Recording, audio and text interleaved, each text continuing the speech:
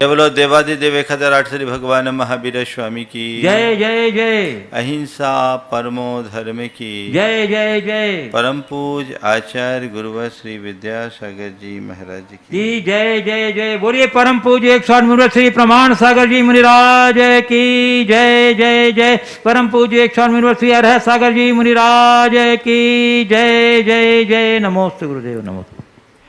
एक दिन एक व्यक्ति गुलाब को देखा और कहा,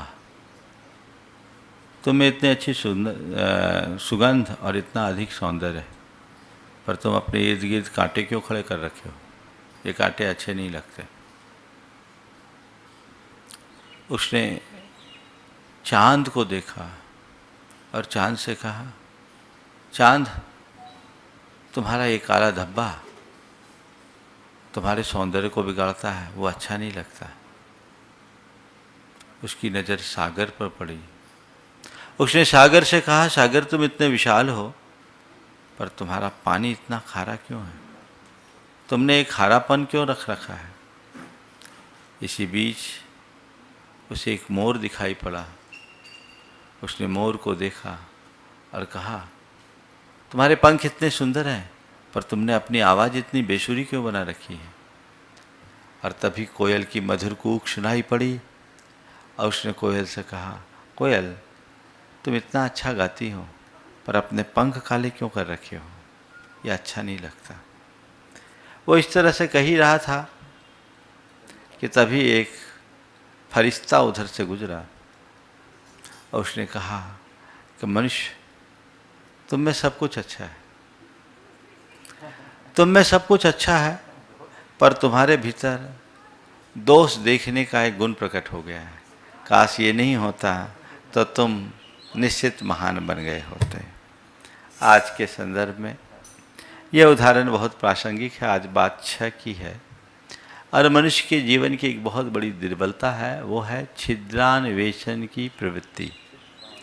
6 से छिद्रान्वेषण करना, छिद्रान्वेषी बनना अर्थात व्यक्ति के भीतर की कमियों को देखना, मीन मेक करना, व्यक्ति को की आलोचना करना, उनके दोषों को देखना और उसका दुष्प्रचार करना, ये मनुष्य की एक बहुत बड़ी प्रवृत्ति है।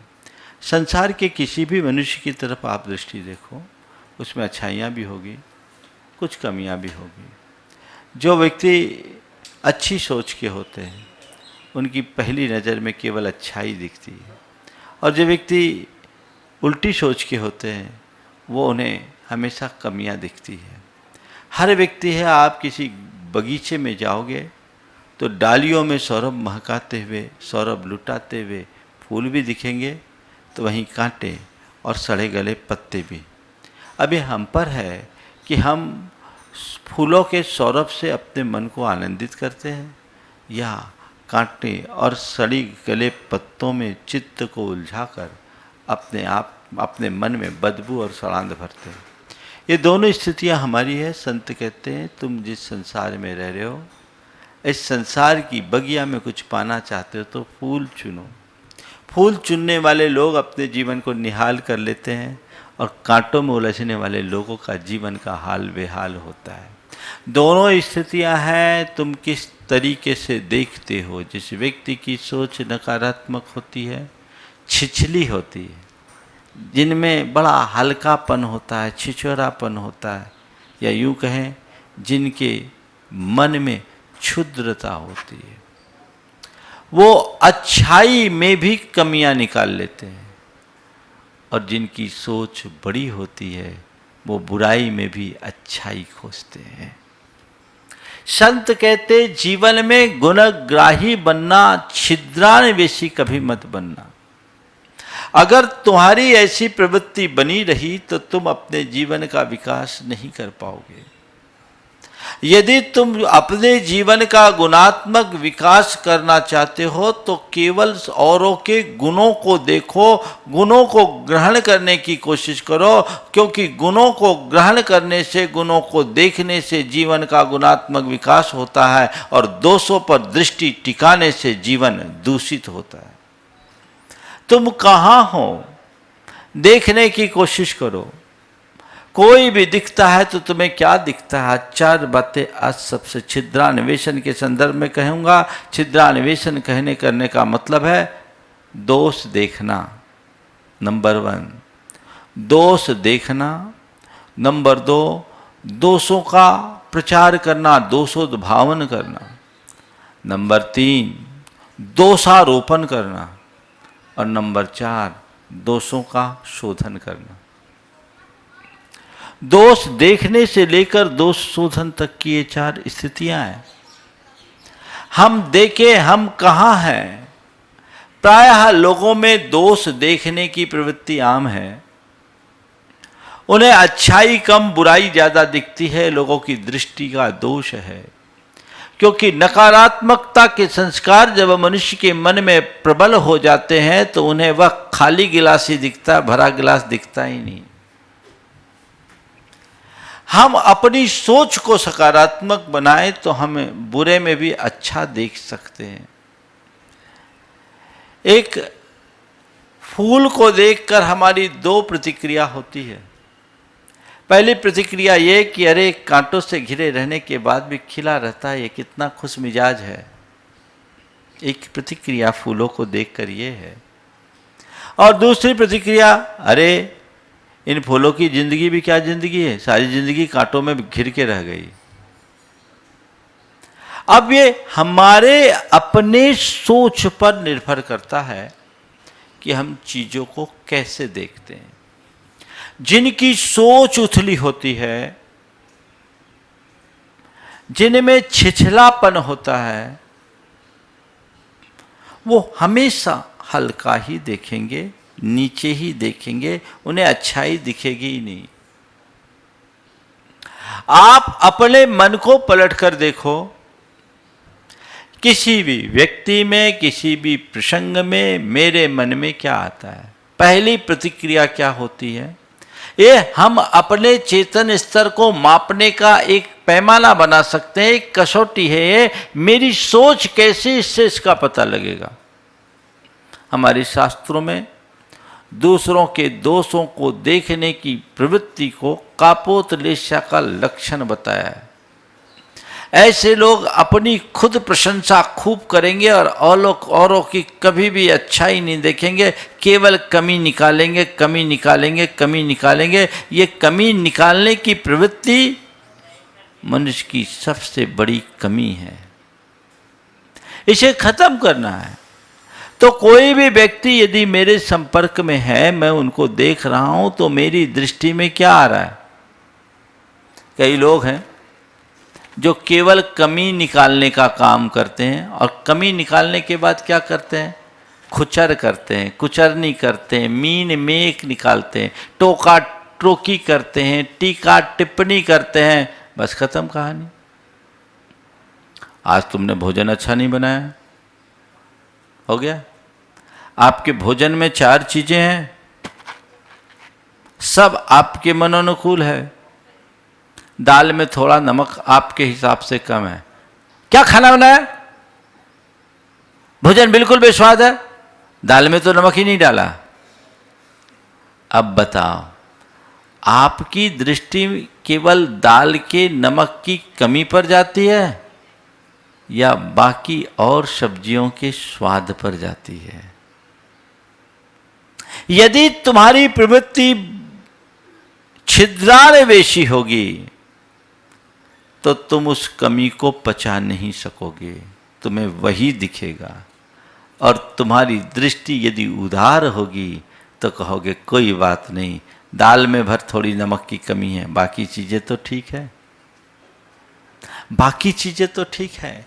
हम क्या करते हैं, कैसी दृष्टि से देखते हैं? घर परिवार से लेकर सकल संसार में तुम्हारे संपर्क में जो भी आता है, तुम उसकी क्या देखते हो, कमी या अच्छाई? ऐसा कोई इंसान नहीं जिसमें कोई कमी ना हो। है कोई सर्वगुण संपन्न? एक युवक अपने मित्र से मिलने के लिए गया, 20 वर्ष बाद मिला। घर में वो अकेला था। पूछा क्या बात है, तुम बिल्कुल अकेले दिख रहे हो? बोले हाँ, माँ बाप स्वर्ग चले गए। तो बोले और कोई नहीं घर में? तुमने शादी नहीं की? बोले नहीं, करना तो चाहता था पर हुई नहीं। शादी नहीं की? बोला करना तो चाहता था पर हुई नहीं। बोले क्यों? बोले मैं ऐसी सर्वगुण लड़की की तलाश में था, ऐसी कन्या की तलाश में था जो सर्वगुण संपन्न हो। फिर क्या हुआ? कोई मिली नहीं? बोले एक मिली थी। कोई मिली नहीं? बोले एक मिली थी। बोले क्या हुआ? उसने इनकार कर दिया। एक मिली थी, पूछा क्या हुआ? उसने इनकार कर दिया। बोला क्यों? बोले वो भी किसी सर्वगुण लड़के की, सर्वगुण संपन्न लड़के की तलाश में थे। ऐसा कोई मनुष्य नहीं मिलेगा जो सर्वगुण संपन्न हो। बस भगवान ही है एक जो सर्वगुण संपन्न। अगर इंसान है तो कोई ना कोई कमी तो उसमें होगी ही होगी। तुम्हें चाहिए कि उन कमियों को मत देखो, दूसरों की कमियों को बिल्कुल मत देखो, छिद्रान्वेषी मत देखो, बनो उसकी अच्छाई को देखने की कोशिश करो। कदाचित बुराई दिख भी जाए तो उसे अनदेखा करो, क्योंकि मेरा ध्येय अच्छाई को पाना है, बुराई को नहीं। आपको जब बाजार से कोई सामान खरीदना होता है, आप बाजार निकलते हो तो आपकी दृष्टि किधर होती है? अगर आपको मान लीजिए सोना चांदी खरीदना है, गोल्ड खरीदना है, तो क्या आप ग्रोसरी की दुकान की तरफ अपनी नजर ले जाते हैं? नहीं ना। गोल्ड खरीदना है तो सीधे आप देखते हैं कि गोल्ड की दुकान कहाँ है, आपका ध्यान उसी के साइन बोर्ड पर जाता है। और गोल्ड की दुकान में अगर आप गए भी हैं तो आपको यदि हार लेना है तो हार पर दृष्टि जाती है, और रिंग लेना है तो रिंग पर दृष्टि जाती है, कंगन लेना है तो कंगन पर दृष्टि जाती है। आप केवल उसी पर दृष्टि रखते हो जो आपको चाहिए। संत कहते यदि तुम अपने जीवन का गुणात्मक विकास करना चाहते हो तो तुम्हारी दृष्टि भी केवल गुणों पर होनी चाहिए, दोषों पर नहीं। दोषों पर दृष्टि रखोगे तो जीवन को दूषित ही बनाओगे। अच्छाई को देखने की कोशिश करो, जीवन अच्छा बनेगा। पर यह तभी संभव है जब तुम्हारी सोच ऊंची हो। छिद्रान्वेषण की प्रवृत्ति एक बहुत बड़ी दुर्बलता है। कुछ लोग हैं जो चावल नहीं बीनते, कंकर बीनते हैं। उनकी ये प्रवृत्ति है, कहीं कुछ भी हो जाए कमी निकालने का गुण, और उसमें बड़ी महारत होती है। तुरंत तुरंत टिप्पणी करते, देखो इसमें ये कमी, इसमें ये कमी, इसमें ये कमी। संत कहते कमी निकालने में कोई बहादुरी नहीं, कमी मिटाने में बहादुरी है, उपलब्धि है। एक बहुत बड़ा चित्रकार था, उसने अपना एक चित्र बनाया और चित्र को शहर के चौराहे में टांगा और लिख दिया, मेरे इस चित्र में कोई कमी हो तो कृपया बताएं। दूसरे दिन देखा पूरा चित्र धब्बों से भर गया। कई लोगों ने जो आए कोई ना कोई कमी, कोई ना कोई कमी, कोई ना कोई कमी निकाल दिया। उसने देखा, बोले ऐसी उम्मीद तो मैंने नहीं की थी। उसे बड़ा दुख हुआ, इतना सुंदर चित्र, मैंने सोचा एक आध कोई कमी होगी, तो पूरे चित्र कोई भी चित्र बना दिया। उसने दूसरा चित्र बनाया, उसे टांगा और लिखा इस चित्र में एक कमी है, यदि कोई सुधार दे तो मैं आभारी होऊंगा। इस चित्र में एक कमी रह गई है, कोई सुधार दे तो मैं उसका आभारी रहूंगा। जितने आए सबने देखा, सबकी नजर पड़ी, लेकिन कोई को समझ में नहीं आया कि चित्र की कमी में क्या कमी है और कैसे सुधारे।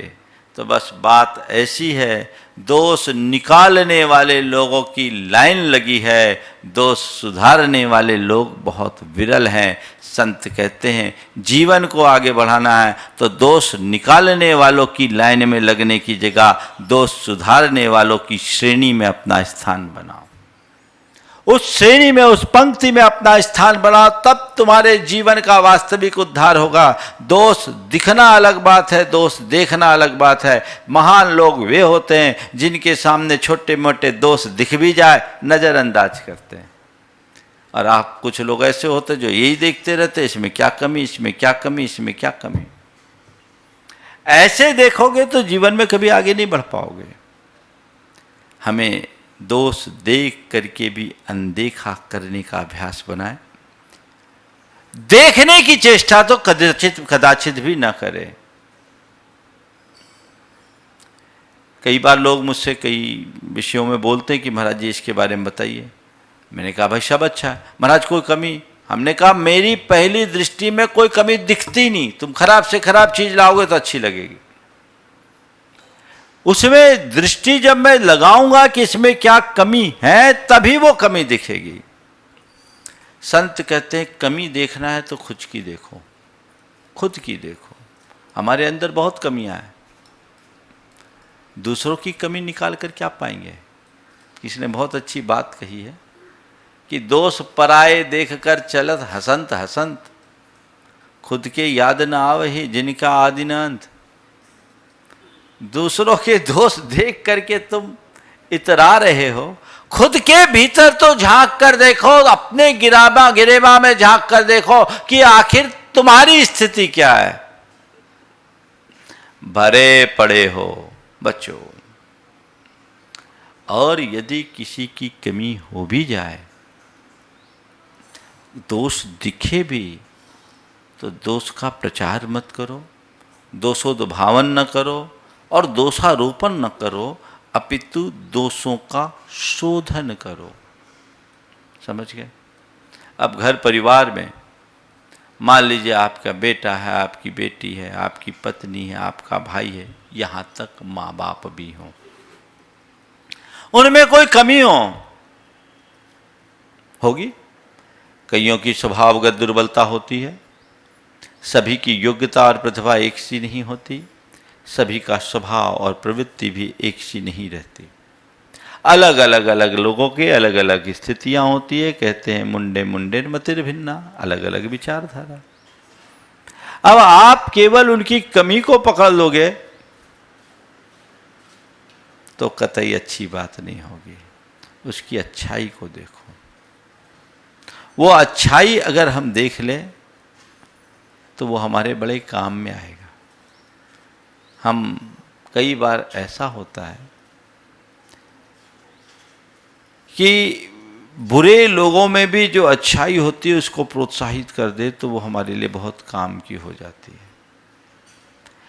प्रोत्साहित करो, प्रेरणा दो, नीचा दिखाने का प्रयास कभी मत करो। और बात बात में टोका टाकी करोगे तो कुछ भी नहीं होगा। एक व्यक्ति बहुत परेशान था। परेशान इसलिए था कि उसका बेटा उसकी बात नहीं मानता था, और वो एक दिन मेरे पास आकर कहा, महाराज जी मैं तो सोचता था कि बेटा लायक बन जाएगा तो सारा कारोबार संभालेगा और मैं आप लोगों की सेवा में आकर अपना उद्धार करूंगा, पर महाराज मुझे तो ऐसा लगता है कि मेरी उम्मीदों पर पानी फिर गया, मेरा लड़का किसी लायक ही नहीं है। मुझे लगा कि इस व्यक्ति में कहीं ना कहीं कोई कमी है, क्योंकि मैं उसके बेटे को जानता था। वो बेटा बहुत स्मार्ट और एक्टिव था और व्यवहार कुशल भी था, मिलनसार था। तो वो कोई काम को करे तो ऐसा नहीं कि काम करने लायक नहीं, लेकिन पिता ने कहा बेटा निकम्मा है, नालायक है, किसी लायक ही नहीं रहा, मैं उस पर भरोसा के काबिल ही उसको नहीं समझता, कुछ नहीं करता। बात मैंने सुन ली, चूंकि लड़का भी आता जाता था, जुड़ा हुआ था। मैंने एक रोज उसके बेटे को एकांत में बुलाया, पूछा क्या बात है भाई, तुम्हारे पिताजी तुमसे बड़े नाराज हैं, तुम ऐसा क्या करते हो, पिताजी की बात क्यों नहीं सुनते हो। मेरे द्वारा ऐसा कहते ही उसकी आंखों में आंसू आए। बोले महाराज जी पिताजी को मुझसे दुख होता है, इसका दुख मुझे भी है, पर मैं क्या बताऊं। मेरे पिताजी को मुझ में कुछ लायकी दिखती नहीं। आज तक महाराज उन्होंने कभी मेरे लिए प्रशंसा के दो शब्द नहीं कहे। मैं कितना भी अच्छा काम करूं वो कमी निकाल देते हैं। मैं अच्छे से अच्छा काम करूं, असंभव को भी संभव बनाकर लाऊं तो कहेंगे ये ऐसा करता तो और अच्छा होता। महाराज और बात जाने दीजिए, मैं अगर सब्जी लेकर के आऊं अच्छी से अच्छी सब्जी लाऊं तो कहते 2 घंटे बाद जाते तो और सस्ती मिलती। बोले महाराज क्या कहूं, ये उनकी सोच, हर बात में केवल कमी निकालते हैं। तो महाराज जी कब तक उनका प्रवचन सुने? सुबह होते ही उनका ये चक्कर शुरू हो जाता है। तो महाराज जी अब मैं भी वो पूरब तो मैं पश्चिम निकल जाता हूँ, मैं सामना ही नहीं करता। मैंने भी तय कर लिया इनकी बात सुनना ही नहीं। बार बार ऐसा करने वाले की कौन सुनेगा। मैंने उसे जो समझाना था समझाया। उसके बाद जब उसके पिता आए तो मैंने उनसे कहा भैया बेटे की अपेक्षा मैं तुम में सुधार ज़्यादा चाहता हूँ, तुम सुधरो नहीं तो अपने बेटे को खो दोगे। महाराज मुझे क्या सुधार करना? बोले भैया तुम्हारा बेटा, बेटे में तुम्हें आज तक एक भी अच्छा ही नहीं, महाराज किसी काम का ही नहीं है। बोले गलत, एक तिनका भी झाड़ू बनने के काम का होता है, तुम्हारा तो बेटा है। तुम ऐसे कैसे कह रहे हो कि किसी काम का नहीं है? बेटे में बड़ी योग्यता है, बेटा बड़े काम का है, पर तुम्हें काम लेना आए तब तो। बेटे पर भरोसा करो, उसको जिम्मेदारी दो, और कोई अच्छा काम करे तो उसकी प्रशंसा करो, सराहना करो, और छोटी मोटी गलतियों को अनदेखा करो। पीठ ठोको, शाबाशी दो, और अच्छा काम करने पर उसे प्रोत्साहित करो, और गलतियों को अनदेखा करो। देखो कुछ दिन में क्या चमत्कार होता है। मेरे द्वारा समझाने के बाद कहा महाराज हमें भरोसा तो नहीं होता, लेकिन आप कह रहे हो तो एक रिस्क उठा के देखता हूं। बोले तुम करके देखो, कोई दिक्कत नहीं है, ज़्यादा से ज़्यादा थोड़ा बहुत नुकसान होगा और तुम इतने समर्थ हो कि उस नुकसान को झेल लोगे, लेकिन ऐसा न करके तुम अपने बेटे को खोने का जो नुकसान भोगोगे बहुत बड़ा होगा। उसे बात समझ में आई, उसने बेटे के प्रति अपना दृष्टिकोण बदला, रवैया बदल गया। अब छोटी छोटी बातों पर टोका टाकी करने की आदत से एकदम बाज आ गया। उसने संकल्प ले लिया कि बेटा कुछ भी करे मैं कुछ नहीं बोलूँगा, और अच्छा करेगा तो जरूर उसकी प्रशंसा करूँगा। बेटे में योग्यता तो थी। थोड़े दिन में देखा कि हमारे पापा का रवैया तो बदल गया, अब उनका पूरा व्यवहार बदल गया। अब कुछ हो अच्छा करे और पिताजी प्रशंसा करे, छोटी मोटी गलतियाँ हों तो उसको देख करके भी पिताजी अनदेखा करे, तो इसके अंदर का उत्साह बढ़ने लगा। 6 महीने बाद उस व्यक्ति ने कहा महाराज जी आपने तो चमत्कार कर दिया, मैंने अपनी सारी जिम्मेदारी अपने बेटे को दे दिया, अब मैं धीरे धीरे अपने आप को मुक्त कर रहा हूँ, और उसमें मुझसे भी ज़्यादा योग्यता निखर करके आ गई। ये दृष्टि है। कमी निकालोगे तो पीछे रह जाओगे, और दोषों को नज़रअंदाज करोगे तो आगे बढ़ोगे। किसी के भी दोष में छिद्रान्वेषी न बने। कुछ लोग हैं जिनकी ये प्रवृत्ति अपने घर के सदस्यों का भी दोष देखना, बुराई करना।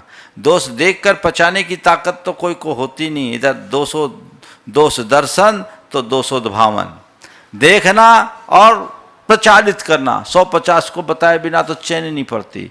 घर परिवार हो, समाज हो, धर्म क्षेत्र हो, यहाँ तक कि लोग साधु संतों को भी नहीं छोड़ते। उनकी प्रवृत्ति निंदा की होती है। कुछ भी हो जाए उनको कंकर ही बिनना है, चावल से मतलब ही नहीं। 2 प्रकार के प्राणी होते, एक मक्खी एक भौरा।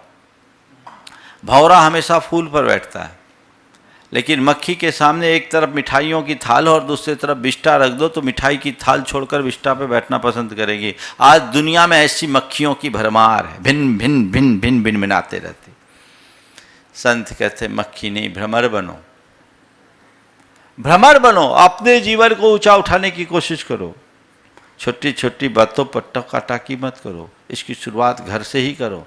कमी देखने की जगह, छिद्रान्वेषी बनने की जगह आगे बढ़ो। कुछ लोग हैं जो अपने बच्चों की या परिवार के सदस्यों को कमी देखने के लिए लगे रहते हैं, जैसे वो उनकी जासूसी कर रहे हो। अरे भाई, तुम उस परिवार के पिता हो, उस बेटे के पिता हो या परिवार के सदस्य हो, तुम्हारे परिवार का सदस्य है, तुम पुलिस थोड़ी हो।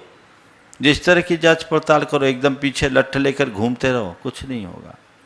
छोटी मोटी गलतियों को नज़रअंदाज करें, और विशेष गलती हो तो एकांत में बुला करके समझाएं, उसे सुझाएं। देखिए, बार बार टोका टाकी करने वाला व्यक्ति अप्रासंगिक हो जाता है, उसका महत्व घट जाता है। मैं कई बार ये बात कहता हूँ, कोई 10 गलती करे तो 1 बार बोलो। एक गलती में 10 बार टोकने की आदत छोड़ो। 10 गलती में एक बार बोलोगे तो तुम्हारी बात की वजनदारी होगी, और एक गलती होने पर 10 बार टोकोगे तो कहेगा हाँ मम्मी तो ऐसी बोलती ही रहती है, पापा की तो आदत ही ऐसी है, तो ऐसे बोलेंगे। यही हाल हो जाता है ना। ये तो इनकी आदत ही है, ऐसा ये करते ही रहेंगे, ये होगा, ये सोच बन जाती है। आप देखिए आपके हाथ में घड़ी है, हर सेकेंड टिक टिक टिक टिक हो रही है, आपका ध्यान कभी घड़ी पर नहीं जाता। टिक टिक टिक टिक टिक टिक टिक टिक टिक टिक चल रही है। लेकिन यदि घड़ी में पेंडुलम हो और घंटे का कांटा एक बार बजे टन, तो सब सन्न हो जाते, होता है ना। घड़ी टन करती सब सन्न हो जाते। बस मैं आपसे यही कहता हूं, सेकेंड के कांटे की भांति टिक टिकाने की आदत छोड़िए, और जब कुछ करना है तो एक बार घंटे जैसा टंकार कर दीजिए, आप स्वीकार होंगे। दोष देखने की प्रवृत्ति से बचिए। देखिए जब कोई किताब छपती है ना, तो उस किताब की प्रूफ रीडिंग की जाती है। सबसे पहले उस किताब को पढ़ने वाला प्रूफ रीडर होता है, पर उसके पल्ले एक कुछ नहीं पढ़ता। क्यों? वो किताब पढ़ ही नहीं रहा, किताब के दोषों को देख रहा। वो किताब सबसे पहले प्रूफ रीडर के पास जाती है, प्रकाशन से पहले प्रूफ रीडर के पास जाती है, और उसका अक्षर अक्षर पढ़ता है, पर उसके पल्ले कुछ नहीं पढ़ता, क्योंकि वो किताब नहीं पढ़ता, उसके तंकटगत कमियों को ही देखता है। कहाँ क्या कमी रह गई केवल ये देखता, उसकी दृष्टि में केवल कमी रहती है, और उस कमी भरी दृष्टि के कारण पूरी किताब को पढ़ जाने के बाद भी उसके पल्ले कुछ नहीं पड़ता। संत कहते हैं तुम अगर जीवन में कुछ पाना चाहते हो तो जीवन के किताब के या तो लेखक बनो या पाठक, प्रूफ रीडर मत बनो। ये छिद्रान्वेषी बनना यानी केवल प्रूफ रीडर बन करके जीना। छिद्रान्वेषण की प्रवृत्ति से बचो, दोष देखना नहीं, और दिख जाए तो उसका ढिंढोरा नहीं पीटना, दोषोद्भावन नहीं करना, उन दोषों को फैलाना नहीं, किसी भी स्थिति में फैलाना नहीं, जहां वहीं रहो। संत कहते सुगंध फैलाओ, धुआं मत उड़ाओ। आजकल लोग सुगंध फैलाना तो जानते नहीं, धुआं उड़ाने में माहिर है। थोड़ी सी बात हुई और अब तो सोशल मीडिया इसी काम के लिए एक्टिव है, ढिंढोरा पीटते हैं, खूब क्रिटिसाइज, खूब आलोचना। ये कतई उचित नहीं। एक बात और बताता हूं, किसी भी व्यक्ति के जीवन में सुधार आप करना चाहते हो तो आप उसके बारे में अगर गलत प्रचार करोगे तो कभी सुधार नहीं होगा, और प्यार से अगर उसकी तरफ देखोगे तो आप उसका सुधार कर सकते हो। गलत प्रचार मत करो, दोषों के प्रचार से तुम कुछ भी नहीं पाओगे, बल्कि और कई लोग हैं जो उससे विमुख हो जाएंगे। अच्छाई फैलाने योग्य होती है, बुराई नहीं। एक बार गुरुदेव के पास हमारे साथ का एक ब्रह्मचारी था, वो एक ब्रह्मचारी की शिकायत लेकर के गया। गुरुदेव की एक विशेषता, वो दूसरों की आलोचना कभी नहीं सुनते, वो कहते हैं अपनी बात करो, उनकी मत करो। पर वो शिकायत लेकर के गया, गुरुदेव ने एक वाक्य कहा, बोले दूसरों के घर में झाड़ू लगाने से अपना घर साफ नहीं होता। दूसरे के घर में झाड़ू लगाने से अपना घर साफ नहीं होता। और ये बताओ जो दूसरों के घर में झाड़ू लगाता उसको क्या कहा जाता है? दूसरों के घर में झाड़ू लगाने का काम क्यों कर रहे हो जब तुम्हें वो पसंद नहीं है? अपने मन में बुहारी लगाओ, अपने घर में झाड़ू लगाओ, अपनी कमियों को देखो, और दूसरों की कमी दिख जाए तो उसे वहीं दबा दो, उसका प्रचार मत करो, उसे वहीं शांत करने की कोशिश करो। अगर छिद्रान्वेषी प्रवृत्ति होगी तो ऐसा ही बना रहेगा, कुछ कर नहीं पाओगे। तीसरा, दोषारोपण। ये और भयानक। दोष देखना, अगर किसी में कोई कमी है ठीक है, फिर उसका प्रचार करना, ये भी बात है। पर तीसरे लोग तो और एक कदम आगे, जो दोष नहीं है वो भी दोषारोपण, मिथ्या दोषारोपण, मन गढ़ंत बातें, आधारहीन बातें, बेबुनियाद बातें, असत्य आरोप किसी पर भी लगा दिया। ये महान अनर्थ है। जीवन में भूल कर कभी किसी के ऊपर झूठा दोषारोपण मत करना। आज तुम किसी के ऊपर दोषारोपण करोगे, किसी पर लांछन लगाओगे, कई जन्मों तक तुम्हें लांछित होना पड़ेगा। ऐसा कभी मत सोचना। कई लोग जो, और खासकर जो अहंकारी लोग होते हैं, जो ईर्ष्यालु लोग होते हैं, वे हमेशा दूसरों पर दोषारोपण करते हैं। ये प्रवृत्ति मनुष्य की बहुत हल्केपन को दर्शाता है। ऐसी प्रवृत्ति से मुक्त होने की जरूरत है। इस तरफ मुझे देखना ही नहीं, मैं जीवन में कभी किसी पर दोषारोपण तो नहीं करूंगा, मेरी गलती है मैं स्वीकार लूंगा, दूसरे की गलती अगर है तो कदाचित एकांत में उसे बुला करके सुधारने की बात भले कर लूंगा, लेकिन बिना आधार के मैं किसी पर कभी कोई दोषारोपण नहीं करूंगा। ये सोच आप अपनी बना सकते हैं। आजकल तो होता उल्टा ही है, खुद करो और किसी पर चार्ज लगा दो। हाँ, खुद करो और किसी पर चार्ज लगा दो, है ना। खुद करो और किसी पर दोष लगा दो। आप बोल रही सम्यक दृष्टि नहीं हो सकता, मैं कहता हूं नेक इंसान नहीं हो सकता। सम्यक दृष्टि तो बहुत दूर की बात है, ये तो इंसानियत की पहचान से बाहर है। हम इंसानियत की बात करें, हम समझे, हम खुद करें गलती और दूसरों पर दोषारोपण कर दें। आजकल ऐसी प्रवृत्ति बहुत होने लगी है। ये प्रवृत्ति पूरे घर को नरक बना रही है, हमारे जीवन के संबंधों को बिगाड़ रही है। हमें यहाँ बहुत सजग रहना चाहिए। मिथ्या दोषारोपण मुझे अपने जीवन में सपने में भी कभी किसी पर नहीं करना। पर अहंकार ऐसे ही करता है। मालिक चला जा रहा है, टेबल पर कांच का जार रखा था और वो टेबल पर कांच का जार रखा, मालिक टकराया, जार टूट के नीचे गिर गया। नौकर पर चिल्ला रहा है, ये क्या तरीका है, तुम्हें कितनी बार कहा यहां जार रखने की चीज है क्या। अब बताओ गलती मालिक की है कि नौकर की। हाँ, मालिक की है ना। तो मालिक चल रहा है, देखो अहंकारी की स्थिति ऐसी है, मालिक के टकराने से जार गिरा तो नौकर को डांट, और जार चल रहा है, मालिक ने उसे सड़क पर रास्ते पे रखा, अचानक रखा, नौकर से टकरा कर गिर गया। क्यों है, अंधे है, दिखता नहीं है, क्या हो गया। अभिमानी कभी अपनी कमी को स्वीकारने के लिए तैयार नहीं होता, वो सदैव दूसरों के ऊपर दोषारोपण करने का आदी होता है, और यही उसके छिछलेपन की पहचान है। तो दोषों को देखना छिद्रान्वेषण है, दोषारोपण, दोषों का प्रचार करना छिद्रान्वेषी की पहचान है, और दोषारोपण करना मनुष्य के छिछलेपन की पहचान है। अब दोषों का समन या शोधन, संशोधन करो। किसी में कोई कमी हो, दोष का पोषण मत करो, दोषों का शोधन करो। और ये अगर हमने करने में निपुणता प्राप्त कर ली तो हम अपने जीवन को एक अलग ऊंचाई दे सकते हैं। किसी में कोई कमी है तो शोधन करो। शोधन करते समय क्या करना होता है, शोधन करते समय क्या करना होता है। देखिए, आप लोग जब अनाज सुधारते हैं, अनाज सुधारते समय क्या करते हैं, कंकड़ होता है और कुछ उसमें होता है, घास फूस होती है। अनाज को एक जगह लेते हैं, थोड़ा फटक करके जो स्थूल चीज़ें उसको अलग कर देते हैं, जो बची हुई चीज़ें उसमें से धीरे से लेते हैं, और एक आध कंकड़ होता उसे नज़रअंदाज करके एक तरफ कर देते हैं। अनाज को अपने साथ रखते हैं, अनाज को अपने साथ रखते हैं। व्यक्ति के जीवन की अच्छाइयों को एक तरफ रखते जाओ और धीरे से बुराई को एक तरफ कर दो, व्यक्ति अपने आप सुधर जाएगा। लेकिन केवल बुराई को पकड़ के रखोगे, कुछ नहीं हो सकेगा।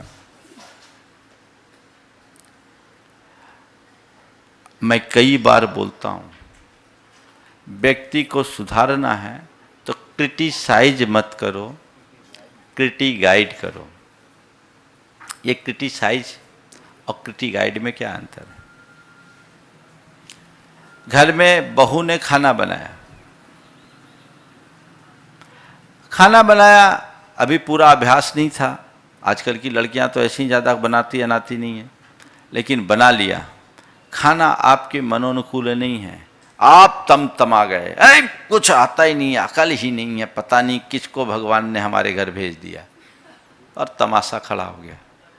परिणाम आपके सामने थाली है, और भोजन करते समय आपने थाली देखा और अपनी बहू से कहती, वाह कितना अच्छा खाना बना रही हो तुम। आजकल की लड़कियां तो खाना बनाना जानती भी नहीं, पर मुझे बहुत खुशी है कि तुम्हें कुकिंग में इंटरेस्ट है, तुम खाना बनाती हो, मैं देख रहा हूँ तुम्हारे हाथ में गजब का स्वाद है, बहुत अच्छा बनाती हो, तुमने बहुत अच्छा बनाया, सब कुछ ठीक बनाया है, थोड़े दिन में सब कुछ ठीक हो जाए। रोटी भी तुमने बहुत बढ़िया बनाई है, बस थोड़ी सी इसकी गोलाई और बना लोगी तो बहुत अच्छा होगा। बाकी बहुत अच्छा, तुम्हारा स्वाद तो ऐसा है कि उंगली से चाट ले, लोग उंगली चाट ले, पर अब थोड़ा सा मसाले के कॉम्पोजिशन को और ठीक कर लोगे तो बहुत अच्छा होगा। बोलो, ऐसा सुनने वाला आपका कायल होगा कि नहीं? क्रिटिसाइज का मतलब है सीधी सीधी खरी आलोचना करना, और क्रिटिगाइड का मतलब है व्यक्ति के गुणों को उभारते हुए उसको उसकी कमियों का एहसास करा देना।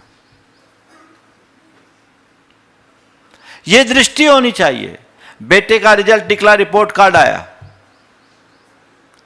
4 विषयों में उसने डिस्टिंक्शन पाया, पर गणित में उसने बहुत कम मार्क्स लाए। माँ ने सब में 4 विषयों में जिसमें डिस्टिंक्शन लाया था उसमें वेरी गुड लिख दिया, और जिसमें कम मार्क्स था उसमें कुछ नहीं बोला।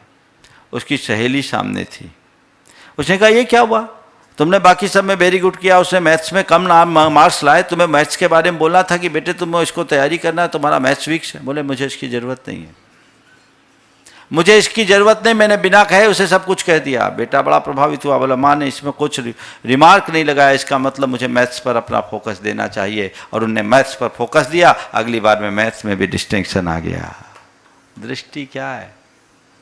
तो व्यक्ति में सुधार संशोधन यदि हो तो इसी तरीके से हो सकता है। तो अच्छा की बात है, छिद्रान्वेषण की प्रवृत्ति से बच करके व्यक्ति को दोष मुक्त करने का, दोष मुक्त होकर के जीवन जीने का आदि और अभ्यास बनना चाहिए। यही हमारे जीवन के उत्कर्ष का आधार बनेगा। इसी स्वभाव के साथ यहीं पर विराम। बोलिए परम पूज्य आचार्य गुरुवर श्री विद्यासागर जी महाराज।